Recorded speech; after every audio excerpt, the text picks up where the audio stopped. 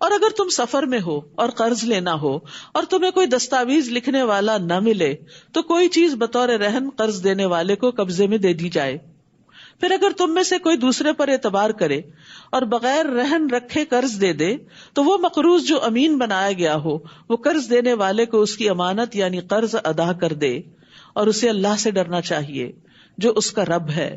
اور تم گواہی کو مت چھپاؤ، اور جو کوئی اسے چھپائے گا یقیناً اس کا دل گناہگار ہے. اس سے کیا پتہ چلتا ہے؟ دل کے بھی گناہ ہوتے ہیں. تو ظاہری باطنی اقوال افعال، تو یہ دل کا فعل ہے. یعنی فعل صرف ہاتھوں سے نہیں ہوتا یا پاؤں سے نہیں ہوتا، ایکشن دل کا بھی ہوتا ہے. اور یہ دل کے گناہ کی بات یہاں کی گئی کہ دل گناہگار ہے اس کا جو گواہی چھپائے، حق کو چھپائے. اور جو کچھ تم کرتے ہو اللہ اس کو خوب جاننے والا ہے. للہ ما فی السماوات وما فی الارض وان تبدوا ما فی انفسکم او تخفوه یحاسبکم بہ اللہ فیغفر لمن یشاء ویعذب من یشاء واللہ علی کل شیء قدیر. آسمانوں اور زمین میں جو کچھ ہے اللہ ہی کا ہے، اور جو تمہارے دلوں میں ہے خواہ تم اسے ظاہر کرو یا اسے چھپاؤ اللہ اس پر تمہارا محاسبہ کرے گا. پھر جسے وہ چاہے گا بخش دے گا اور جسے وہ چاہے گا عذاب دے گا، اور اللہ ہر چیز پر پوری قدرت رکھنے والا ہے. ابن عباس کہتے ہیں جب یہ آیت نازل ہوئی کہ جو تمہارے دلوں میں ہے اس کو ظاہر کرو یا چھپاؤ اللہ تمہارا حساب لے گا، تو صحابہ پر بہت خوف طاری ہو گیا کہ اس پر تو عمل نہیں ہو سکتا، دل کے خیالات پر تو کنٹرول نہیں، اب کیا کیا جائے. تو نبی صلی اللہ علیہ وسلم نے ان سے فرمایا کہو سمعنا و اطعنا، ہم نے سنا اور ہم نے اطاعت کی، وسلمنا اور ہم نے تسلیم کر لیا. ابن عباس کہتے ہیں کہ اس پر اللہ نے ان کے دلوں میں ایمان بھر دیا. یعنی جب انسان اللہ کا کوئی حکم سنتا ہے، چاہے وہ سود سے متعلق ہو یا انفاق سے متعلق ہو، تو انسان دل میں کہتا ہے سمعنا و اطعنا، میں نے کرنے کی ٹھان لی. لین دین لکھو، میں نے نیت کر لی کہ آئندہ اب جو کبھی ایسی کوئی ٹرانزیکشن ہوگی اس کو لکھا کروں. سمعنا و اطعنا، ہم نے اللہ کا حکم سن لیا، ہم مانیں گے. ایسے شخص کے دل کو اللہ ایمان سے بھر دیتا ہے، ایمان میں اضافہ ہوتا ہے. تو ابن عباس کہتے ہیں کہ اس پر اللہ نے ان کے دلوں میں ایمان ڈال دیا، اور اللہ تعالیٰ نے یہ آیت نازل کی لا یکلف اللہ نفسا الا وسعها. تو اللہ تعالیٰ نے فرمایا میں نے ایسا کر دیا. اور پھر جب انہوں نے کہا ربنا لا تؤاخذنا ان نسینا، تو اللہ تعالیٰ نے ان کی بات مان لی. پھر جب انہوں نے کہا ولا تحمل علینا آخر تک، تو اللہ تعالیٰ نے فرمایا میں نے ایسا کر دیا. پھر واغفر لنا وارحمنا آخر تک، تو اللہ تعالیٰ نے فرمایا کہ میں نے ایسا کر دیا. یعنی اللہ نے پھر ان کی دعائیں بھی سن لی. اب سورۃ البقرہ کی آخری 2 آیات جو عرش کے نیچے سے دی گئی ہیں، رسول اللہ صلی اللہ علیہ وسلم نے عقبہ بن عامر جوہنی سے فرمایا سورۃ البقرہ کی آخری 2 آیات پڑھا کرو، کیونکہ یہ دونوں مجھے عرش کے نیچے سے دی گئی ہیں ایک خاص خزانے سے. ابو مسعود کہتے ہیں کہ نبی صلی اللہ علیہ وسلم نے فرمایا جس نے ہر رات سورۃ البقرہ کی آخری 2 آیات پڑھی وہ اسے کافی ہو جائیں گی. کافی ہو جائیں گی کس سے؟ یعنی ہر طرح کے شر سے. بعض نے یہ معنی کیا کہ کوئی چیز اس کو نقصان نہیں دے سکے گی، اور یہ معنی بھی کیا گیا کہ تہجد کی نماز سے بھی کافی ہو جائیں گی. یہ ایک معنی ہے اس کا یہ مطلب نہیں تہجد چھوڑ دیں کہ 2 آیتیں پڑھ کے سو جاتے ہیں. لیکن بہت دفعہ ایسا ہوتا ہے نا کہ کوشش کے باوجود بھی آپ نہیں پڑھ سکتے تو یہ 2 آیتیں تو پڑھ لیں تاکہ وہ کافی ہو جائیں. اسی طرح شیطان سے حفاظت کرنے والی آیات ہیں. رسول اللہ صلی اللہ علیہ وسلم نے فرمایا بے شک اللہ نے آسمان و زمین کی تخلیق سے 2000 سال قبل ایک کتاب لکھ دی اور اس میں سے 2 آیتیں نازل کر کے ان سے سورۃ البقرہ کا اختتام فرما دیا. جس گھر میں 3 راتوں تک سورۃ البقرہ کی آخری 2 آیات پڑھی جائیں گی شیطان اس گھر کے قریب نہیں آ سکے گا. کیا ہے یہ آیات؟ آمن الرسول بما انزل الیہ من ربہ والمؤمنون کل آمن باللہ وملائکتہ وکتبہ ورسلہ لا نفرق بین احد من رسلہ وقالوا سمعنا واطعنا غفرانک ربنا والیک المصیر. رسول اس پر ایمان لایا جو اس پر اس کے رب کی طرف سے نازل کیا گیا، اور سارے مومن بھی اسی پر ایمان لائے. تو رسول بھی ایمان لاتا ہے اور مومن بھی. کس پر؟ جو سورۃ البقرہ کے شروع میں کہا گیا تھا نا، متقین کی صفات. والذین یؤمنون بما انزل الیک وما انزل من قبلک، تو جو بھی اللہ نے اتارا آج تک سب پر ایمان رکھتے ہیں. جیسے اللہ سبحانہ وتعالیٰ نے 104 کتابیں اتاری، یعنی 4 تو یہ آخری جن کے آپ کو نام معلوم ہے، لیکن اس سے پہلے 10 صحیفے موسیٰ علیہ السلام پر، 10 صحیفے ابراہیم علیہ السلام پر، اور پھر شیس علیہ السلام پر اور باقی پیغمبروں پر جو کچھ نازل کیا گیا. تو وہ جو بھی تھا ہم اس سب پر ایمان رکھتے ہیں کہ وہ اللہ نے اتارا انسانوں کی ہدایت کے لیے، اور یہ اللہ کا احسان ہے ہم سب پر، انعام ہے. اور قرآن مجید جو سب سے آخری کتاب ہے، اس میں پچھلی ساری کتابوں کی تعلیمات کو محفوظ کر دیا گیا جو رہتی دنیا تک انسان کی ہدایت کے لیے کافی ہیں. ہر ایک ایمان لایا اللہ پر، اس کے فرشتوں اور اس کی کتابوں اور اس کے رسولوں پر. وہ کہتے ہیں ہم اس کے رسولوں میں سے کسی ایک کے درمیان بھی فرق نہیں کرتے. اور انہوں نے کہا ہم نے سنا اور ہم نے اطاعت کی، اے ہمارے رب ہم تجھ سے تیری مغفرت طلب کرتے ہیں اور تیری ہی طرف لوٹ کر جانا ہے. اس آیت کی اس لیے بھی اہمیت ہے کہ اس میں ایمان کے سارے اجزاء مکمل ہو جاتے ہیں، یعنی اللہ پر، فرشتوں پر، رسولوں پر، کتابوں پر. آپ سوچیں کہ تقدیر کا ذکر نہیں، سمعنا و اطعنا میں تقدیر کا ذکر بھی ہے. تقدیر کیا ہے؟ کہ اللہ کے فیصلوں کو، اللہ تعالیٰ کے احکامات کو سن کر مان جانا، ایکسپٹ کر لینا.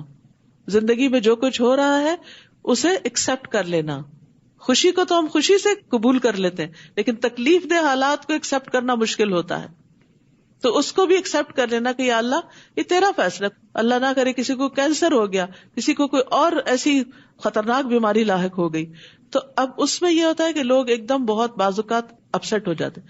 لیکن بعض ایسے لوگوں سے ملنے کا اتفاق ہوا ہے کہ جن کو مل کر اپنا ایمان بہت بڑھا، کہ انہوں نے اس کو قبول کیا، اللہ کا فیصلہ سمجھ کر اللہ سے کوئی شکوہ نہیں کیا، اللہ کی رضا پہ راضی رہے اور اپنی اصلاح کے لیے وہ سارا وقت گزارا اور توبہ استغفار میں گزارا کہ اللہ جانا تو تھا ہی دنیا سے، لیکن اس طرح تو نے ایک اویئرنس دے دی، ایک آگاہی دے دی. تو ایسے لوگ بھی ہوتے ہیں جو اللہ کی رضا پر راضی رہتے اور کوئی شکوہ نہیں کرتے اپنی بیماریوں پر. یہی تقدیر پر ایمان لانا ہوتا ہے. اور انہوں نے کہا ہم نے سنا اور ہم نے اطاعت کی. یہ ہے ایمان کی اصل چاشنی کہ انسان اللہ تعالیٰ کے احکامات سن کر مان جائے. اے ہمارے رب ہم تجھ سے تیری مغفرت طلب کرتے ہیں اور تیری طرف لوٹ کے جانا ہے. تو بخشش طلب کرنے سے پہلے اطاعت کی بات کی گئی. رسول اللہ صلی اللہ علیہ وسلم نے فرمایا جو شخص میرے اس وضو کی طرح وضو کرے پھر 2 رکعت نماز پڑھے جس میں اپنے نفس سے کوئی بات نہ کرے تو اس کے گزشتہ گناہ معاف کر دیے جائیں گے. تو جب آپ چاہیں کہ آپ کے گناہ معاف ہوں تو کبھی نماز پڑھ کے، کبھی صدقہ کر کے، کبھی روزہ رکھ کے. یعنی کبھی ایسا ہوتا ہے نا کہ انسان کو جب دین کا پتہ چلتا ہے تو اپنے گناہ بڑے یاد آتے ہیں. ہم نے تو بڑی بڑی زیادتیاں کر رکھی، اور خصوصاً جیسے یہ دورہ قرآن ہوتا ہے تو اتنا اوور ویلمنگ ہو جاتا ہے بعض لوگوں کے لیے کہ ایک موسلا دھار بارش برس رہی ہوتی ہے کہ جس کو پھر سنبھالنا اور ایڈجسٹ کرنا ایک مشکل کام ہوتا ہے کہ اتنے سارے احکامات ہم نے تو بہت غلطیاں کر لی. تو پھر انسان کیا کرے؟ نیکی کے کام کرتے کرتے توبہ کرتا جائے. بارش کس لیے آتی ہے؟ بارش دھونے کے لیے آتی ہے. بارش سے فضا صاف ہو جاتی ہے. تو احکامات کی بھی جب بارش ہوتی ہے کنفیوژنز بھی دور ہوتے ہیں اور احکامات کا پتہ چلتا ہے، عمل کرتے ہیں تو گناہ بھی دھلتے چلے جاتے ہیں. اور خود ایسی مجلسوں میں بیٹھنا جو ہے وہ گناہوں کی بخشش کا ذریعہ ہوتا ہے. لا یکلف اللہ نفسا الا وسعها. اللہ کسی شخص پر اس کی قدرت سے بڑھ کر ذمہ داری کا بوجھ نہیں ڈالتا. لہا ما کسبت وعلیہا ما اکتسبت. جو اس نے نیکی کمائی وہ اسی کے لیے ہے اور جو اس نے برائی کمائی وہ اسی کے ذمہ ہے. اے ہمارے رب اگر ہم بھول جائیں یا ہم خطا کریں تو ہمارا مواخذہ نہ کرنا. ہم تیری اطاعت کریں گے لیکن پھر ہم بھول بھی جائیں گے. ہم انسان ہیں، کمزور ہیں، تو ہمیں پکڑنا مت. اے ہمارے رب ہم پر ایسا بوجھ نہ ڈالنا، یعنی ایسا حکم نہ دینا جیسا تو نے ہم سے پہلے لوگوں پہ ڈالا تھا، یعنی ایسا بوجھ کہ جو ہم اٹھا نہ سکے. اور تو ہم سے وہ بوجھ نہ اٹھوا جسے اٹھانے کی ہم میں طاقت نہیں. اور ہم سے درگزر فرما اور ہمیں بخش دے اور ہم پر رحم فرما. تو ہی ہمارا مولا ہے، بس کافر قوم کے مقابلے میں ہماری مدد فرما. ان آیات سے پتہ چلتا ہے کہ انسان کی طاقت اور وسعت محدود ہے. تو بندہ کمزور ہے، وہ اللہ سے دعا کرتا ہے کہ ہماری طاقت سے بڑھ کے ہم پر بوجھ نہ ڈالنا، اور جو بھول چوک ہو اس کو معاف کر دینا اور اس پر ہمیں سزا نہ دینا. ان آیتوں کو پڑھ کے جب انسان دعا کرتا ہے تو وہ دعا بھی قبول ہوتی ہے. اس لیے بہتر یہ ہے کہ آخری آیت کی تلاوت کر لی جائے، اور جہاں جہاں یہ دعا کی بات آئے گی وہاں آمین کہے. ٹھیک ہے. اعوذ باللہ من الشیطان الرجیم. لا يكلف الله نفسا الا وسعها لها ما كسبت وعليها ما اكتسبت ربنا لا تؤاخذنا إن نسينا أو أخطأنا ربنا ولا تحمل علينا إصرا كما حملته على الذين من قبلنا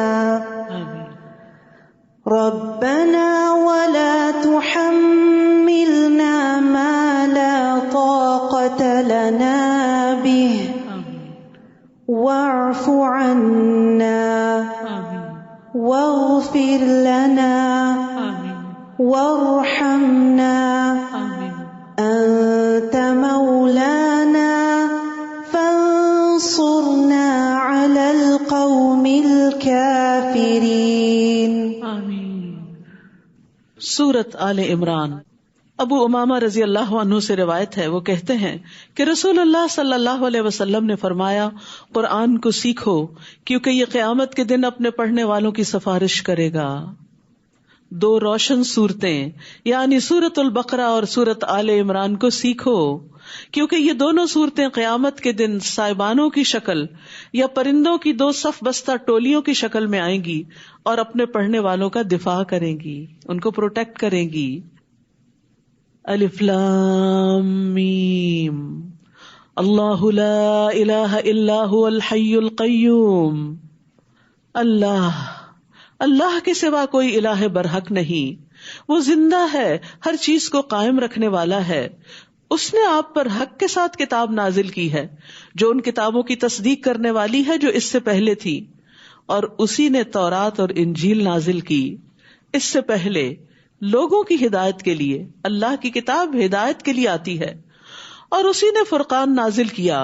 یقیناً وہ لوگ جنہوں نے اللہ کی آیات کا انکار کیا ان کے لیے سخت عذاب ہے، اور اللہ بہت زبردست ہے، انتقام لینے والا ہے. یعنی اگر نہیں مانے تو پکڑ بھی ہوگی.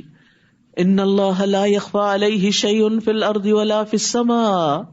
بے شک اللہ وہ ذات ہے کہ زمین اور آسمان کی کوئی چیز اس سے نہیں چھپ سکتی. وہی تو ہے جو رحموں میں تمہاری صورت بناتا ہے جس طرح وہ چاہتا ہے. یہ شکلیں اللہ نے بنائی جیسے چاہی بنائی، اس لیے کسی کی شکل پر اعتراض نہیں کرنا چاہیے، نہ کسی کے رنگ پر، نہ کسی کے حلیے پر. اس کے سوا کوئی الہ برحق نہیں، بہت زبردست ہے، خوب حکمت والا ہے.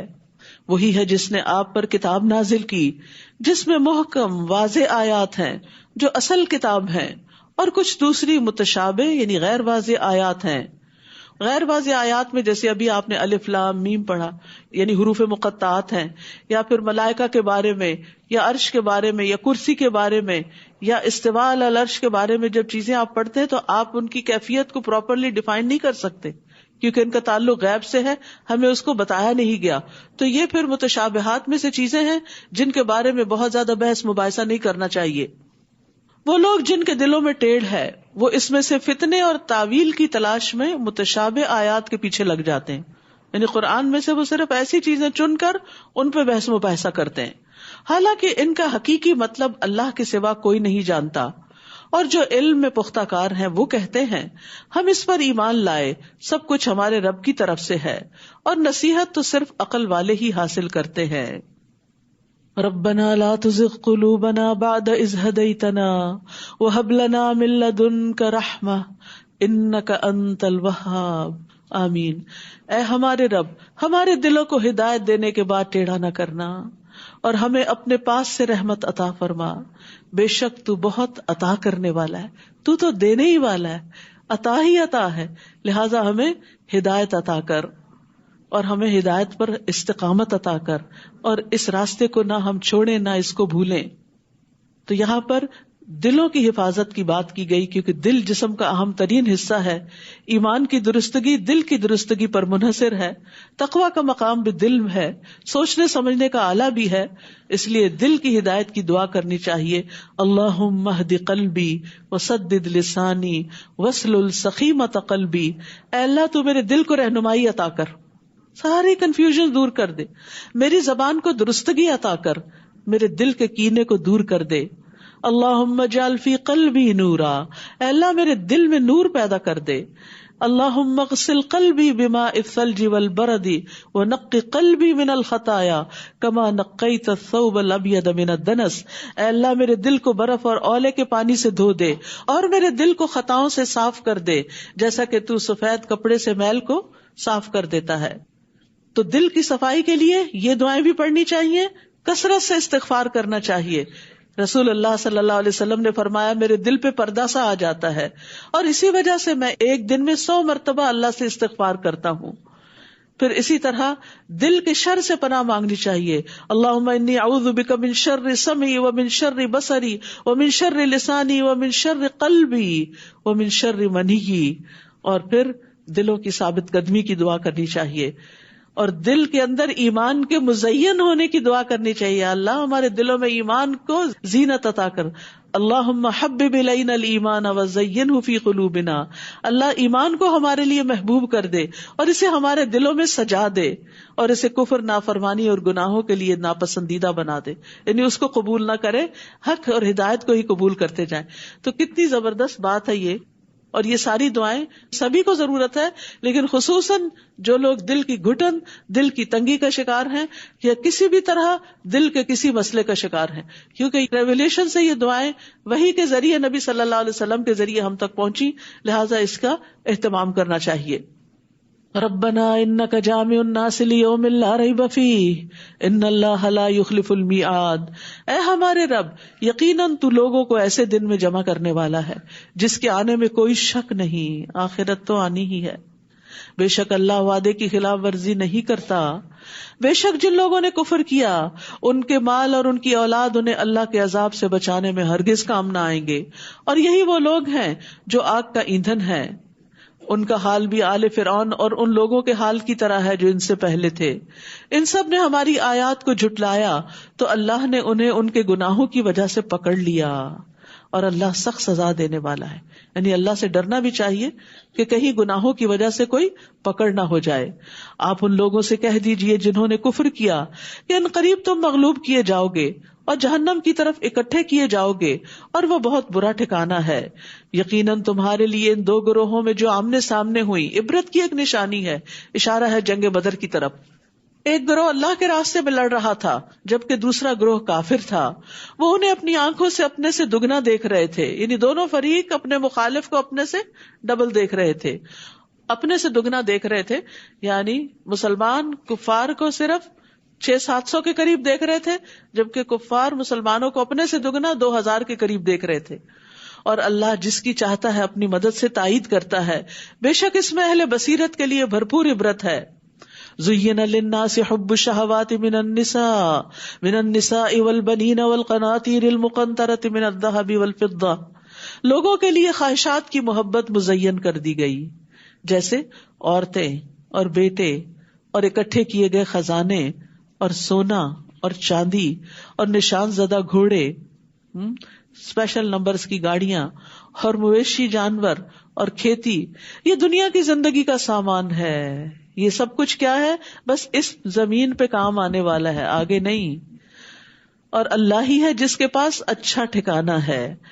تو بات یہ ہے کہ اللہ سبحانہ وتعالیٰ نے ان چیزوں کی محبت بندوں کے دلوں میں رکھ دی ہے، اور وہ ایک امتحان بھی ہے کہ اس محبت کے ساتھ کیا ہم اللہ کی اطاعت کرتے ہیں یا نہیں، اور ان چیزوں کو اللہ کی اطاعت میں لگاتے ہیں یا نہیں. کہیں ایسا تو نہیں کہ اللہ سے زیادہ ان چیزوں سے محبت کرنے لگے، پھر وہ فتنہ ہے. قل انبئکم بخیر من ذالکم، کہہ دیجئے کیا میں تمہیں اس سے بہتر کی خبر دوں، اس سے زیادہ اچھا بتاؤں تمہیں، اور کیا ہو سکتا ہے. یہ ساری چیزیں ایسی ہیں جو ہر ایک کی خواہش ہوتی، اور کوئی بری بات نہیں ہے، انسان کی ضرورت ہے. اور اچھا لگنا کسی چیز کا یہ بھی کوئی برا نہیں، یعنی یہ چیزیں اگر ہمیں اچھی لگتی ہیں تو اس میں کوئی برائی نہیں. ہاں، خرابی اس وقت ہوتی ہے جب ہم ان چیزوں میں گم ہو کر اللہ کو بھول جاتے ہیں، اللہ کی اطاعت کو بھول جاتے ہیں. کہہ دیجئے کیا میں تمہیں اس سے بہتر کی خبر دوں؟ جن لوگوں نے تقوی اختیار کیا ان کے لیے ان کے رب کے پاس باغات ہیں جن کے نیچے نہریں بہ رہی ہیں. وہ جنتیں، وہ باغ، وہ ہمیشہ کے گھر، وہ اس دنیا کے مال و متاع سے کہیں زیادہ اچھا ہے. اس میں کھو کے اس کو نہیں بھول جانا جن میں وہ ہمیشہ رہنے والے ہیں، اور پاکیزہ بیویاں، اور اللہ کی طرف سے رضامندی کا پیغام، اور اللہ بندوں کو خوب دیکھنے والا ہے. وہ لوگ جو کہتے ہیں اے ہمارے رب، بے شک ہم ایمان لے آئے تو ہمارے لیے ہمارے گناہوں کو بخش دے اور ہمیں آگ کے عذاب سے بچا لے. ربنا اننا آمنا فاغفر لنا ذنوبنا وقنا عذاب النار. کون ہے یہ خوش قسمت؟ الصابرین والصادقین والقانتین والمنفقین والمستغفرین بالاسحار. جو صبر کرنے والے ہیں، سچے ہیں، اطاعت گزار ہیں، خرچ کرنے والے ہیں، سحری کے وقت استغفار کرنے والے ہیں، فجر سے پہلے اٹھ کر معافیاں مانگتے ہیں، اپنے گناہوں کا احساس کرتے ہیں. ان صفات کو دیکھ کر پڑھ کر اپنا کمپیریزن کرنا چاہیے کہ کیا ہمارے اندر یہ سب ہے. تو سچے وہ ہوتے ہیں جن کی نیتیں بھی سچی ہوتی ہیں، ارادے بھی سچے ہوتے ہیں، دل بھی سچے ہوتے ہیں، زبانیں بھی سچی ہوتی ہیں، اعمال بھی سچے ہوتے ہیں. اور قانتین جو اللہ کا حکم ملے وہ کر ڈالتے ہیں اور مستقل مزاجی کے ساتھ کرتے ہیں، قنوت یعنی اطاعت پر پابندی. منفقین خرچ کرتے ہیں جہاں جہاں اللہ کا حکم ہے، رشتہ داروں پر، غریبوں پر، مسکینوں پر، فی سبیل اللہ. اور پھر صبح نماز پڑھنے کے علاوہ استغفار کرتے ہیں. اور یہاں سحری کے وقت کی فضیلت بھی پتہ چل رہی ہے. اللہ نے گواہی دی کہ اللہ کے سوا کوئی الہ برحق نہیں، اس حال میں کہ وہ انصاف پر قائم ہے. اور فرشتوں اور اہل علم نے بھی گواہی دی کہ اللہ کے سوا کوئی الہ برحق نہیں، بہت زبردست ہے، خوب حکمت والا ہے. بے شک دین اللہ کے نزدیک اسلام ہی ہے. اور اہل کتاب نے علم آ جانے کے بعد باہمی ضد کی بنا پر ہی اختلاف کیا. اور جو اللہ کی آیات کے ساتھ کفر کرتا ہے تو وہ یاد رکھے کہ یقیناً اللہ جلد حساب لینے والا ہے. پھر اگر وہ آپ سے جھگڑا کرے تو آپ کہہ دیجئے کہ میں نے اور جس نے میری پیروی کی اپنا چہرہ اللہ کے سپرد کر دیا. اور اہل کتاب اور امی ان پڑھ لوگوں سے پوچھئے کیا تم اسلام لاتے ہو؟ پھر اگر وہ اسلام لے آئیں تو یقیناً وہ ہدایت پا گئے، اور اگر وہ منہ موڑ جائیں تو بے شک آپ کے ذمہ صرف پہنچا دینا ہے، اور اللہ اپنے بندوں کو خوب دیکھنے والا ہے. بے شک وہ لوگ جو اللہ کی آیات کا انکار کرتے ہیں اور انبیاء کو ناحق قتل کرتے ہیں اور ان کو بھی قتل کر دیتے ہیں جو لوگوں میں سے انصاف کا حکم دیتے ہیں، تو انہیں دردناک عذاب کی خوشخبری دے دیجیے. یہی وہ لوگ ہیں جن کے اعمال دنیا اور آخرت میں برباد ہو گئے، اور ان کے لیے مددگاروں میں سے کوئی بھی نہیں. کیا آپ نے ان لوگوں کی طرف نہیں دیکھا جو کتاب میں سے کچھ حصہ دیے گئے، وہ باہمی جھگڑوں میں فیصلے کے لیے کتاب اللہ کی طرف بلائے جاتے ہیں تاکہ وہ ان کے درمیان فیصلہ کرے. پھر ان میں سے ایک گروہ منہ پھیر لیتا ہے اور وہ اعراض کرنے والے ہیں. یہ اس وجہ سے ہے کہ وہ کہتے ہیں کہ ہمیں چند گنے چنے دنوں کے سوا آگ ہرگز نہ چھوئے گی، اور انہیں ان کے دین کے بارے میں ان باتوں نے دھوکے میں مبتلا کر رکھا ہے جو وہ خود گھڑتے تھے. بس کیا حال ہوگا جب ہم انہیں اس دن جمع کریں گے جس کے آنے میں کوئی شک نہیں، اور ہر شخص کو اس کی کمائی کا پورا پورا بدلہ دے دیا جائے گا اور ان پر ظلم نہ کیا جائے گا. قل اللہم مالک الملک تؤتی الملک من تشاء وتنزع الملک ممن تشاء وتعز من تشاء وتذل من تشاء بیدک الخیر انک علی کل شیء قدیر. کہہ دیجیے اے اللہ، اے ساری بادشاہت کے مالک، تو بادشاہت عطا کرتا ہے جسے تو چاہتا ہے. دنیا میں اگر کسی کو عزت ملتی ہے، بادشاہت ملتی ہے، تو یہ اللہ کے اذن اور فیصلے سے.